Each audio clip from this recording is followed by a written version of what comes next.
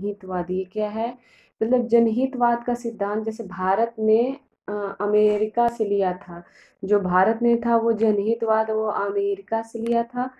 और जिसके मतलब कि people's union for democratic rights बनाम भारत संघ 1978 कितने में 1978 के मामले में सर्वोच्च न्यायालय में बैठी संविधान पीठ ने सन 1980 में एक निर्णय दिया जिसे जनहितवाद के नाम से जाना गया। मतलब कि एक निर्णय दिया जिसे जनहितवाद के नाम से जाना गया। इसमें कहा गया था कि यदि कोई किसी व्यक्तियों के मौलिक अधिकारों का उल्लंघन या अतिक्रमण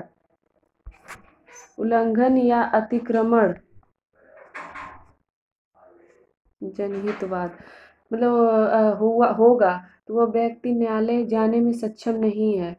मतलब कि यदि उसका कोई मित्र या रिश्तेदार या शुभ चिंतक एक पत्र के माध्यम से भी न्यायालय को सूचित मतलब कर देगा तो मतलब कि न्यायालय सूचित करेगा तो न्यायालय उस पत्र को उसी प्रकार से स्वीकार करेगा जैसे रिट पिटीशन स्वीकार की जाती है, बशर्ते यह पत्र राजनीतिक भेदभाव और पूर्वाग्रह से ग्रसित न हो, अन्यथा वह व्यक्ति दंड का भागीदारी भी होगा।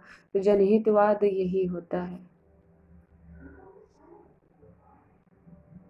और मतलब कि इसके अंतर्गत और क्या हो सकता है, जैसे कि उच्चतम न्यायालय जो मौलिक अधिकार की रक्षा हेतु विभिन्न प्रकार के आदेश निर्देश और रीटे का प्रलेख जारी कर सकता है। इसी प्रकार अंतर्गत उच्चतम न्यायालय संविधान का संरक्षक है जो कि अनुच्छेद आर्टिकल 226 के अंतर्गत उच्च न्यायालय उसी प्रकार से रीटे जारी करके संविधान का अभिभावक बन जाता है। तो आर्टिकल 1 में क्या कहा गया है, अनुच्छेद 32(1) में कि इस भाग द्वारा प्रदत्त अधिकारों को प्रवर्तित कराने के लिए समुचित कार्यवाहियों द्वारा उच्चतम न्यायालय में समावेदन करने का अधिकार प्रत्याभूत किया जाता है। मतलब कि the right to move the supreme court by appropriate proceeding for the enforcement of the rights confirmed by this part is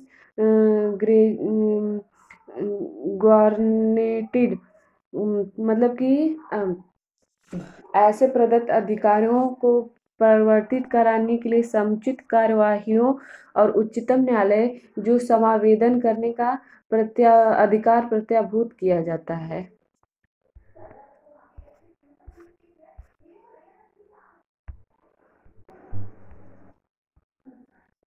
और अनुच्छेद 32 भी अध्याय 3 में शामिल है, इसलिए यह भी एक मूल अधिकार ही है, अर्थात मूल अधिकारों का परिवर्तन कराने की शक्ति भी मूल अधिकार ही है। जैसे दूसरा, सर्वोच्च न्यायालय मूल अधिकारों की प्रत्याभूति अर्थात गारंटी देने वाली संस्था है। इसका तात्पर्य है कि प्रत्येक व्यक्ति को मूल अधिकार है, वह अपने भी मूल अधिकार का उल्लंघन होने पर सीधे सर्वोच्च न्यायालय जा सकते हैं। मतलब कि अनुच्छेद 32 में ये शामिल है कि जो मूल अधिकार है वो मूल अधिकारों का परिवर्तन कराने की शक्ति भी मूल अधिकार ही है, और सर्वोच्च न्यायालय जो है कि वो मूल अधिकारों की प्रत्याभूति अर्थात गारंटी देने वाली संस्था है। मतलब इसमें प्रत्येक व्यक्ति को मूल अधिकार है, वह अपने किसी भी मूल अधिकार का उल्लंघन होने से सीधे सर्वोच्च न्यायालय वो जा सकता है। सर्वोच्च न्यायालय को अनुच्छेद 32 में दी गई शक्ति भारत के संपूर्ण राज्य क्षेत्र पर लागू होती है, किसी क्षेत्र विशेष पर नहीं।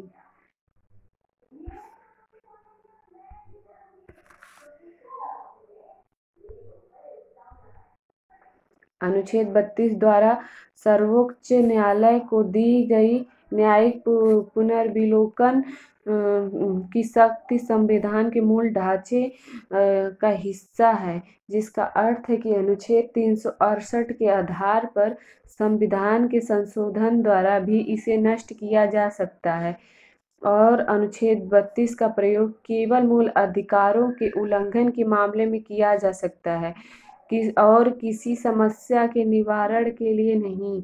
और क्या कहा गया है कि जैसे सर्वोच्च न्यायालय अनुच्छेद 32 के तहत कोई भी उचित आदेश निकालने की शक्ति रखता है, जरूरी नहीं है कि वह अनुच्छेद 32(2) में वर्णित 5 प्रकार की रीटों से ही कोई हो, ऐसा कोई जरूरी नहीं है।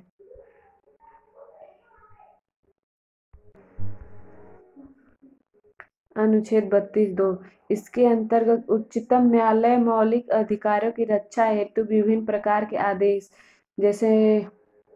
जैसे निर्देश, रिटें या प्रलेख जारी कर सकता है। इसी के अंतर्गत उच्चतम न्यायालय संविधान का संरक्षक है।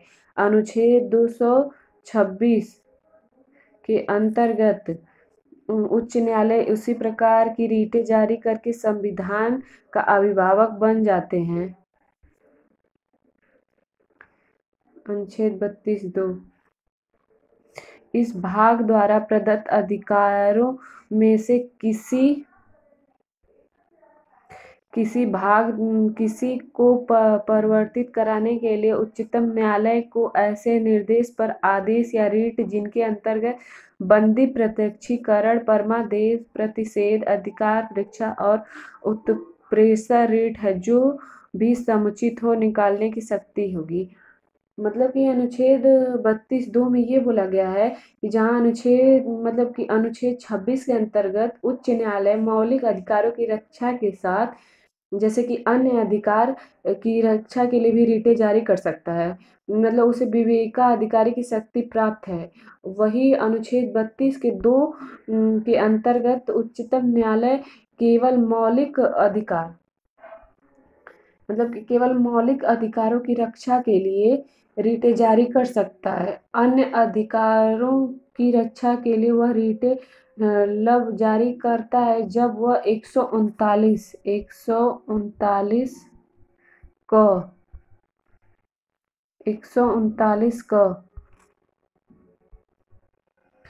के अंतर्गत संसद विधि बनाकर उसे ऐसा करने का अधिकार दे।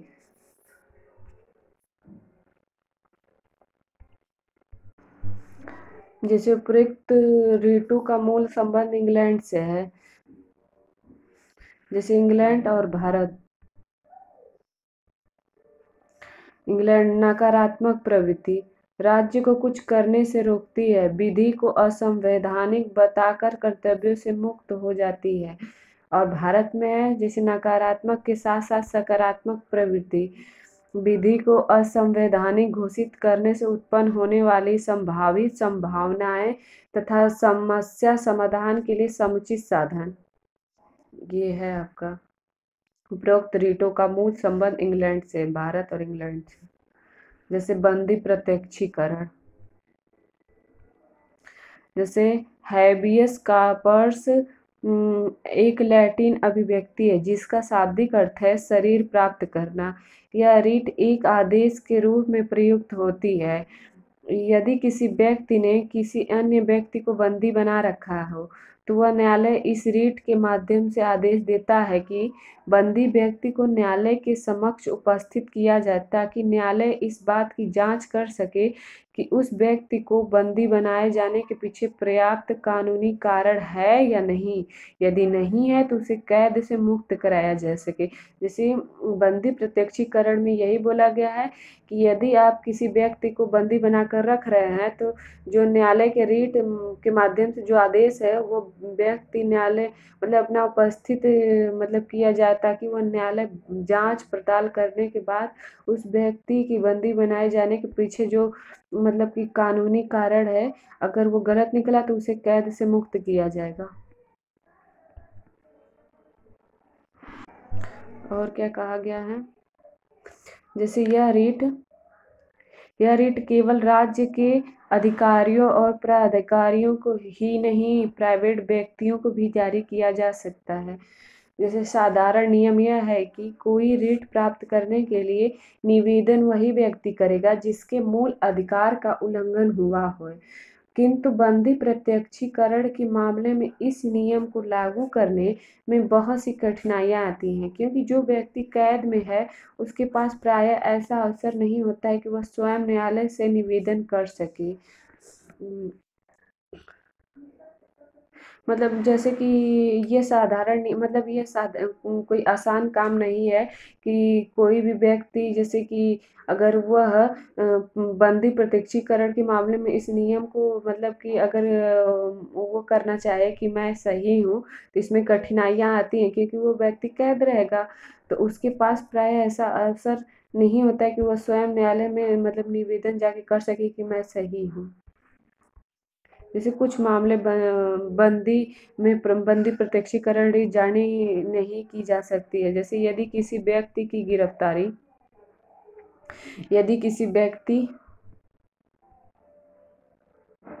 यदि किसी व्यक्ति की गिरफ्तारी वैध है, अर्थात उसे विधि द्वारा स्थापित प्रक्रिया के अनुसार गिरफ्तार किया गया है और उसे गिरफ्तार हुए 24 घंटे नहीं हुए हैं या 24 घंटों के भीतर उसे उसे मजिस्ट्रेट के समक्ष प्रस्तुत कर दिया गया, मतलब यदि किसी व्यक्ति को किसी अपराध में अभियुक्त होने या दोष सिद्ध होने के कारण न्यायिक अभिरक्षा या कारावास में रखा गया है, जैसे निवारक निरोध विधि के अधीन नजरबंद किया गया है।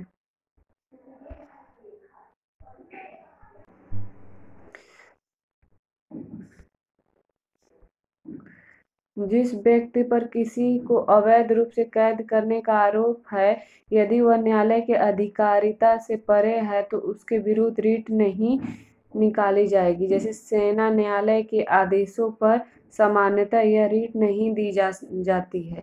इसका अपवाद यह है कि यदि सेना न्यायालय ने अपनी अधिकारिता से बाहर निकलकर या प्राकृतिक न्यायालय का उल्लंघन करते हुए किसी को कैद किया यह है तो यह रिट जारी की जा सकती है। यदि किसी संसद या किसी अभिलेख की अवमानना के लिए किसी को निरुद्ध किया गया हो तो उसके मामले में यह रिट जारी नहीं की जाएगी। वस्तुतः बंदी प्रत्यक्षीकरण रिट का मूल उद्देश्य संविधान के अनुच्छेद 21 द्वारा प्रदत्त दैहिक स्वतंत्रता पर्सनल लिबर्टी के अधिकार की रक्षा करना। इसका प्रयोग उन मामलों में नहीं किया जा सकता है जहां किसी व्यक्ति को विधि द्वारा प्रक्रिया के अंतर्गत दैहिक स्वतंत्रता से वंचित किया गया हो। शेष प्रत्येक स्थिति में इसका प्रयोग किया जा सकता है। जैसे कि आपका 5 रीट है, जिसे जैसे यदि किसी जैसे 5 प्रकार के रीटों का उल्लेख किया गया है, जिसमें पहला आपका है परमादेश रीट।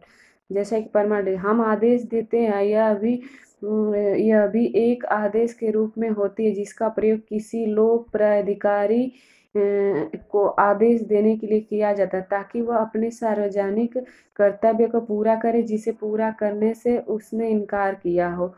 मतलब कि परमादेश क्या होता है, व्यक्ति अथवा संस्था को कर्तव्य पालन के आदेश दिए हैं जाते हैं। यह आदेश राष्ट्रपति और राज्यपाल को नहीं है।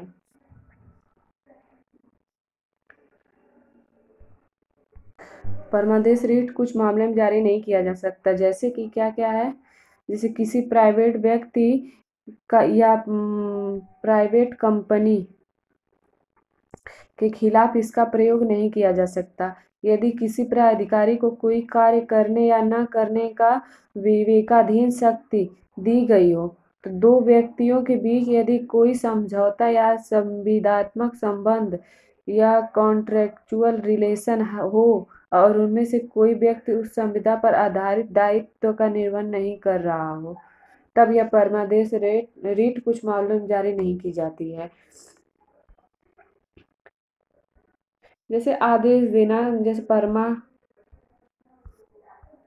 जैसे इसका मेन मतलब है कि जैसे आदेश देना, किसी लोक प्राधिकारी को अपने कर्तव्य करने का आदेश देना, यही इसका मतलब है। इसमें यही बताया गया है।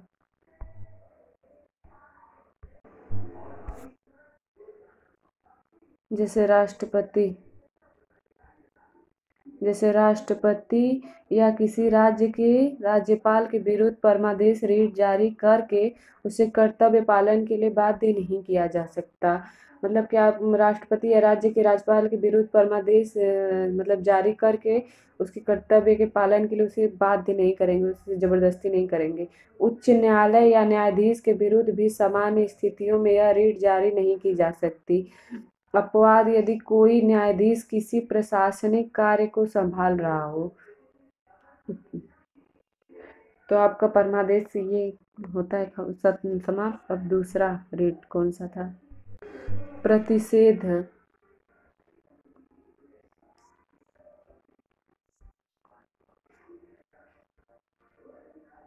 प्रतिषेध यह रीट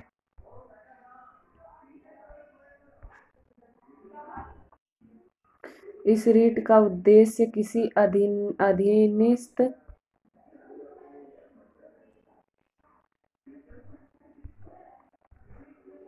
जैसे इसमें रोकना। उच्चतर न्यायपालिका supreme court article 32, high court article 226। इस रीट का उद्देश्य किसी अधीनस्थ न्यायालय को अपनी अधिकारिता का अतिक्रमण करने से रोकता है। मतलब प्रतिषेध मतलब है कि उच्चतम तथा उच्च न्यायालय द्वारा निम्न न्यायालय को जारी किया जाता है, जिसका उद्देश्य अधीन न्यायालय को अपने अधिकार क्षेत्र से बाहर करने से रोकता है। आपका प्रतिषेध, इसका ये मतलब है। आगे चलिए पढ़ा जाए। जैसे कि न्यायालय किसी मामले में अपने अधिकार का अतिक्रमण कर रहा हो परंतु अभी तक अंतिम निर्णय नहीं सुनाया हो। जैसे परमादेश या प्रतिषेध, जैसे कुछ करने का आदेश देती है, न्यायिक व प्रशासनिक प्राधिकारियों के विरुद्ध जारी है, ये आपका परमादेश है। प्रतिषेध कुछ करने से रोकती है, केवल न्यायिक प्राधिकारियों के विरुद्ध जारी है। उत्प्रेषण, जैसे उच्चतर न्यायपालिका अधीनस्थ न्यायपालिका को जारी करेगा। जैसे न्यायालय ने अपनी अधिकारिता से जाकर अंतिम निर्णय दे दिया हो, तो उत्प्रेषण रीट जारी करने के आधार, जैसे अधिकारिता का उल्लंघन, निर्णय में विधि संबंधी भूल, प्राकृतिक न्याय का उल्लंघन। उत्प्रेषण रीट जारी करने के आधार, जैसे न्यायालय ने अपने अधिकार क्षेत्र से बाहर निकलकर कोई निर्णय दिया, तो ये अधिकारिता का उल्लंघन। और निर्णय में विधि संबंधी मूल, जैसे अधीनस्थ न्यायालय ने किसी मामले में निर्णय देते समय कोई विधि संबंधी भूल कर दी हो। और प्राकृतिक न्याय का उल्लंघन, न्याय की निष्पक्षता, दोनों पक्षों को सुनवाई का अधिकार।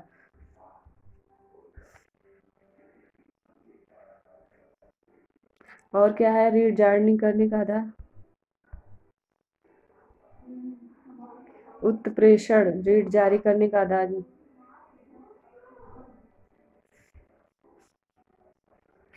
मतलब इसका मेन समझ लिया जाए कि इसका मतलब क्या होता है। जैसे उत्प्रेषण मतलब कि उच्च न्यायालय द्वारा निम्न न्यायालय को जारी किया जाता है, जिसके अधीनस्थ न्यायालय मतलब कि न्यायालय से वहाँ चल रहे वाद से संबंधित कागजात जो मतलब कि मांगे जाते हैं, तो प्रतिषेध रोग के रूप में उत्प्रेषण उपचार के रूप में किया जाता है,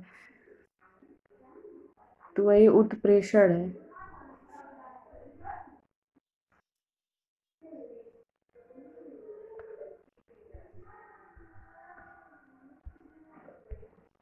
उत्प्रेषण के उपचार, उसके उपचार कौन कौन से? जैसे निर्णय अवैध कर सकता है, मामले को किसी अन्य न्यायालय में स्थानांतरित कर देगा, प्रक्रिया बताकर पुनः सुनवाई करने का आदेश देगा। ये आपके उत्प्रेषण और अधिक सूचित होना है। उसका मतलब यही है। चलिए नेक्स्ट पढ़ा जाए। अधिकार परीक्षा क्या होता है?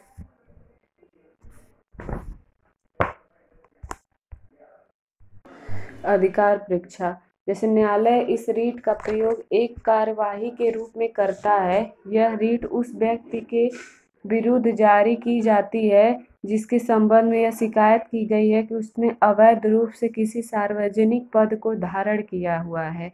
इस रीट के माध्यम से न्यायालय उससे पूछता है कि उसने किस प्राधिकारी से उक्त पद धारण किया हुआ है। यदि वह पर्याप्त कारण नहीं बता पाता है तो न्यायालय जैसे अधिकार परीक्षा ऋण जारी करके उसे उस पद से हटा देता है और पद को रिक्त घोषित कर देता है। पद पर अवैध नियंत्रण रोकने के लिए जैसे अधिकार परीक्षा जारी किए जाने के लिए 3 शर्तों का पूरा होना जरूरी है। वो कौन कौन सी 3 शर्तें हैं? जैसे पहला, जिस पद पर किसी व्यक्ति को अवैध अधिकार की शिकायत की गई वह सार्वजनिक पद होना चाहिए, और जिस पद पर प्रश्न उठाया गया वह स्वतंत्र प्रकृति का होना चाहिए, अर्थात किसी प्रसाद पर आधारित नहीं होना चाहिए। तीसरा आपका क्या है? जो व्यक्ति उस पद पर आसीन है उसकी नियुक्ति में संविधान या किसी अधिनियम इत्यादि का उल्लंघन हुआ हो। मतलब कि अधिकार परीक्षा मतलब इस लेख द्वारा न्यायालय किसी सार्वजनिक पद पर कार्य करने वाले को वह कार्य करने से रोकता है जिससे वह कानूनी रूप से मतलब किसी अवैध रूप से किसी सार्वजनिक पद को धारण किया हो।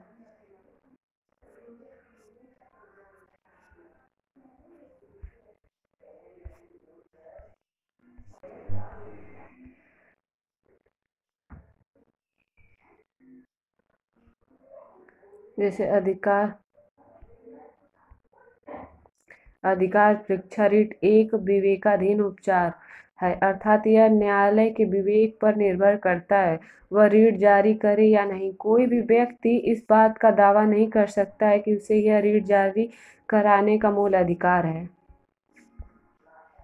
व्यवहारिक बातें जो थी, जैसे स्वयं जाएगा अपने प्रतिनिधि के सहयोग से, किसी अन्य व्यक्ति को प्रवेश का अधिकार नहीं है, आम जनता को अधिकारों का पता नहीं, खर्चीली प्रक्रिया।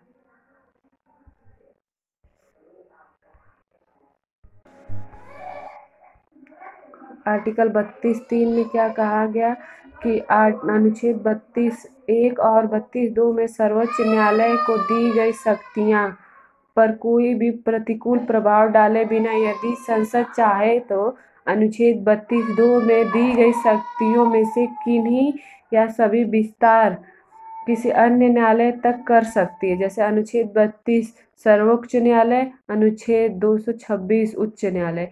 किसी अन्य न्यायालय अधीनस्थ न्यायालय, जैसे अनुच्छेद 139 संसद सर्वोच्च न्यायालय को मूल अधिकारों से अलग विषयों पर रीट जारी करने की शक्ति दे सकती है। और यह अनुच्छेद 32(4) में क्या कहा गया है कि अनुच्छेद 32 का निलंबन केवल उन्हीं आधारों पर किया जा सकेगा जो संविधान में ही बताए गए हैं।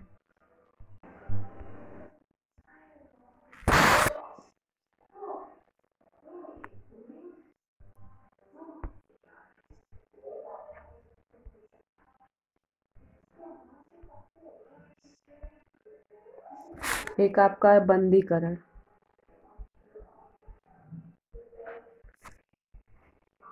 बंदी प्रत्यक्षीकरण,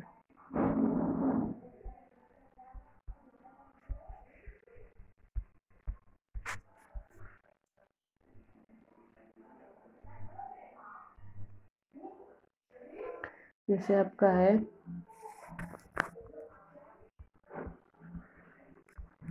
बंदी प्रत्यक्षीकरण, ये भी है। तीसरा होगा किसी बंदी व्यक्ति के न्यायालय के सक्षम लाकर उसे गिरफ्तार का कारण जानना, मतलब कि यदि कारण वैध नहीं है तो उसे मुक्त कर देंगे, और यह रीट निवारक नजरबंदियों पर लागू नहीं होती है। ये बंदीकरण हो गया।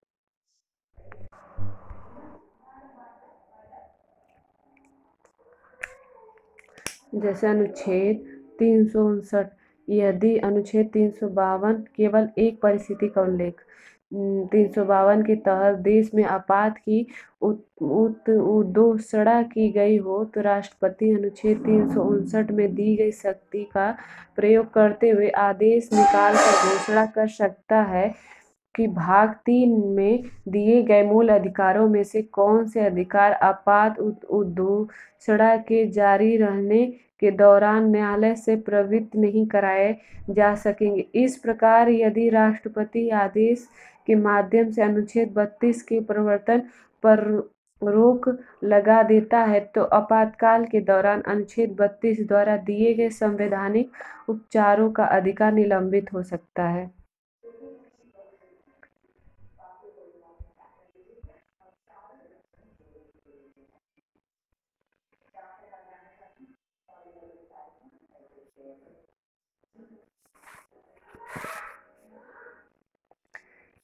एक बार और बता दिया जाए आपको।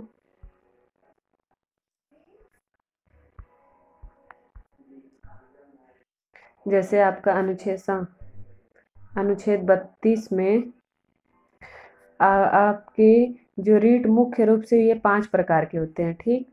तो रीट जारी करने की शक्ति ब्रिटेन के संविधान से लिया गया है। मतलब जो अनुच्छेद 32 में जो रीट है उसको लागू करने मतलब कि जारी करने की शक्ति जो है ब्रिटेन से लिया गया है, जिसमें आपके 5 प्रकार के रीट होते हैं। पहला आपका बंदी प्रत्यक्षीकरण, दूसरा परमादेश, और तीसरा आपका अधिकार परीक्षा, चौथा आपका उत्प्रेषण, पांचवा आपका प्रतिषेध है।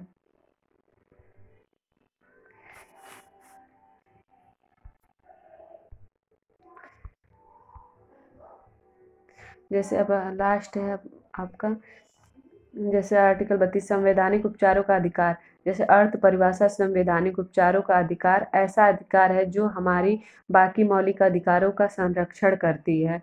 और संवैधानिक उपचारों का अधिकार भारतीय संविधान के भाग 3 अनुच्छेद 32 में वर्णन है।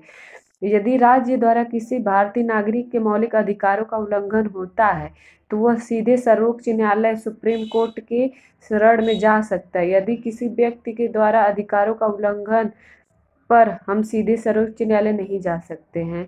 और क्या कहा गया है कि डॉक्टर अंबेडकर ने अनुच्छेद 32 को संविधान का हृदय और आत्मा कहा है। तो आज का यह लेक्चर आपका समाप्त होता है। Thank you friend.